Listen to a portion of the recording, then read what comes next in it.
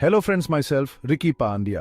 बहुत सालों तक यूक्रेन एक बहुत बड़े देश सोवियत यूनियन का हिस्सा था। ये एक ऐसा समय था जब यूक्रेन की पहचान और संस्कृति सोवियत यूनियन के अधीन थी। रशिया इस देश का लीडर था। सोवियत यूनियन के अंतर्गत सभी निर्णय मॉस्को में लिए जाते थे और यूक्रेन को उन निर्णयों का पालन करना पड़ता था। सोवियत यूनियन के राज में यूक्रेनियंस का जीवन बहुत कठिन था। उन्हें अपनी जमीन और संसाधनों पर अधिकार नहीं था।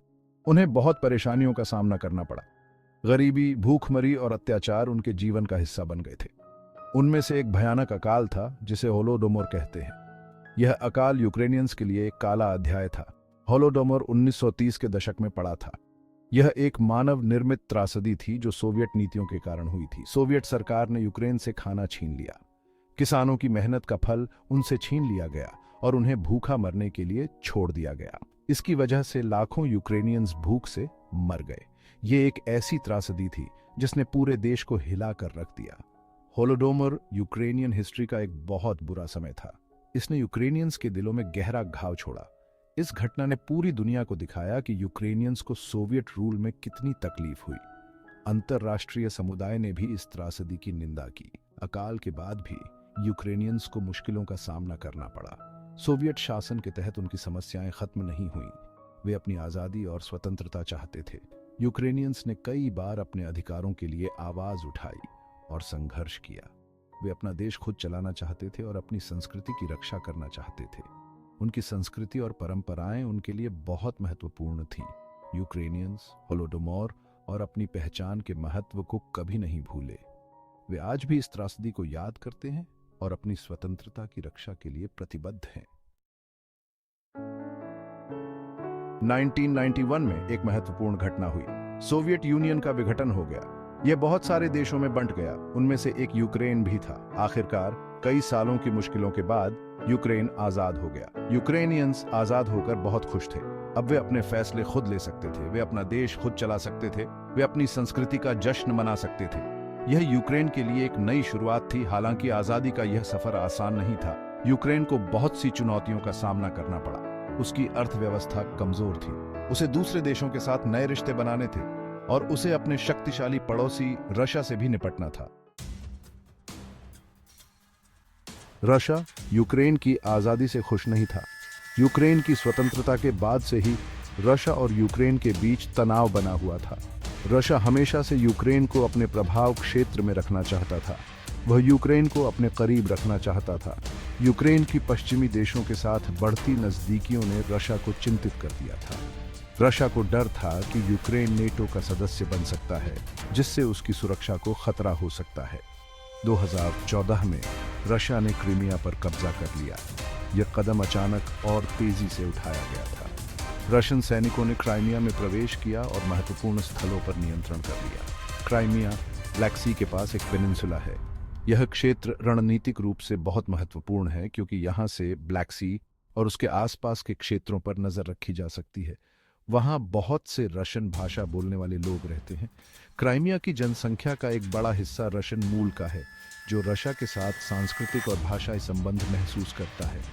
रशिया ने कहा कि क्राइमिया रशिया का हिस्सा बनना चाहता है। उन्होंने एक जनमत संग्रह का आयोजन किया जिसमें दावा किया गया कि अधिकांश क्राइमियन लोग रशिया के साथ जुड़ना चाहते हैं। बहुत से देश इससे सहमत नहीं थे। उन्होंने इस जनमत संग्रह को अवैध और असंवैधानिक बताया। कई देशों ने रशिया के इस कदम की कड़ी निंदा की। उन्होंने कहा कि क्राइमिया पर कब्जा करना रशिया का गलत काम था। इसके परिणाम स्वरूप कई देशों ने रशिया पर आर्थिक और राजनीतिक प्रतिबंध लगाए। क्राइमिया पर कब्जा रशिया और यूक्रेन के बीच संघर्ष की शुरुआत थी। इस घटना ने दोनों देशों के बीच तनाव को और बढ़ा दिया। क्राइमिया के बाद पूर्वी यूक्रेन में भी लड़ाई हुई। यहाँ के लोग भी विभाजित थे। कुछ लोग यूक्रेन के साथ रहना चाहते थे जबकि कुछ रशिया के समर्थन में थे। इस इलाके को डोनबास कहते हैं। डोनबास में दोनेत्स्क और लुहांस्क क्षेत्र शामिल हैं, जहां संघर्ष की स्थिति और भी गंभीर हो गई। डोनबास में कुछ लोग रशिया के करीब रहना चाहते थे। उन्होंने रशिया के समर्थन में प्रदर्शन किए और यूक्रेनियन सरकार के खिलाफ आवाज उठाई। वे यूक्रेनियन सरकार से लड़े। यूक्रेनियन सेना और इन विद्रोहियों के बीच कई बार हिंसक झड़पें हुई। रशिया ने इन लड़ाकों का साथ दिया। रशिया ने उन्हें हथियार और अन्य संसाधन मुहैया कराए, जिससे संघर्ष और भी बढ़ गया। डोनबास में लड़ाई से बहुत सी परेशानियां हुई। इस संघर्ष ने पूरे क्षेत्र को तबाह कर दिया और वहां के लोगों की जिंदगी को बुरी तरह प्रभावित किया। लोग मारे गए, घर बर्बाद हो गए। इस संघर्ष ने हजारों लोगों की जान ले ली और लाखों लोगों को बेघर कर दिया और बहुत से लोगों को अपना घर छोड़कर भागना पड़ा। इस संघर्ष ने एक मानवीय संकट को जन्म दिया जिसमें कई लोग शरणार्थी बन गए और उन्हें अपने घरों से दूर जाना पड़ा। भाग 4 तूफान। 2022 में रशिया का हमला और चल रहा संघर्ष। फरवरी 2022 में रशिया ने यूक्रेन पर पूरी तरह से हमला कर दिया। यह हमला अचानक नहीं था, बल्कि कई महीनों की सैन्य तैयारी और तनाव के बाद हुआ। रूस ने अपने सैनिकों को यूक्रेन की सीमा पर तैनात किया था और दुनिया भर में चिंता बढ़ रही थी कि एक बड़ा संघर्ष होने वाला है। यह संघर्ष बहुत बड़ा रूप ले चुका था। यूक्रेन के कई शहरों में बमबारी और गोलाबारी हो रही थी, जिससे व्यापक विनाश हुआ। नागरिकों को अपने घरों को छोड़ने के लिए मजबूर होना पड़ा और कई लोग अपने प्रियजनों को खो चुके थे। रशियन सेना ने कई दिशाओं से यूक्रेन में प्रवेश किया। उन्होंने उत्तर, पूर्व और दक्षिण से हमला किया, जिससे यूक्रेन की सेना को कई मोर्चों पर लड़ना पड़ा। यह रणनीति रूस की ओर से एक सुनियोजित कदम था, जिससे यूक्रेन की रक्षा प्रणाली को कमजोर किया जा सके। उन्होंने शहरों और सैन्य ठिकानों पर हमला किया। रूसी सेना ने यूक्रेन के प्रमुख शहरों और सैन्य अड्डों को निशाना बनाया, जिससे वहां के बुनियादी ढांचे को भारी नुकसान हुआ। इस हमले ने यूक्रेन की सैन्य क्षमताओं को कमजोर करने का प्रयास किया। इस हमले से एक मानवीय संकट पैदा हो गया। लाखों लोग अपने घरों से बेघर हो गए और उन्हें शरणार्थी शिविरों में रहना पड़ा। इन शिविरों में बुनियादी सुविधाओं की कमी थी और लोगों को भोजन, पानी और चिकित्सा सहायता की आवश्यकता थी। लाखों यूक्रेनियंस को अपने घरों से भागना पड़ा। वे सुरक्षित स्थानों की तलाश में थे और कई लोग पड़ोसी देशों में शरण लेने के लिए मजबूर हो गए। ट्रेन स्टेशन और बस अड्डे भीड़ से भरे हुए थे और लोग अपने परिवारों के साथ सुरक्षित स्थानों की ओर बढ़ रहे थे।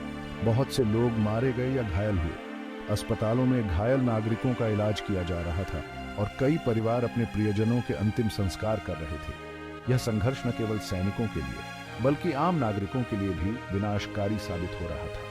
इस हमले का वैश्विक अर्थव्यवस्था पर भी बहुत गहरा प्रभाव पड़ा। यूक्रेन और रूस दोनों ही कई महत्वपूर्ण वस्तुओं के प्रमुख उत्पादक हैं और इस संघर्ष ने वैश्विक आपूर्ति श्रृंखला को बाधित कर दिया। इससे कई देशों में वस्तुओं की कमी और कीमतों में वृद्धि हुई। पश्चिमी देशों ने रशिया पर कड़े प्रतिबंध लगा दिए।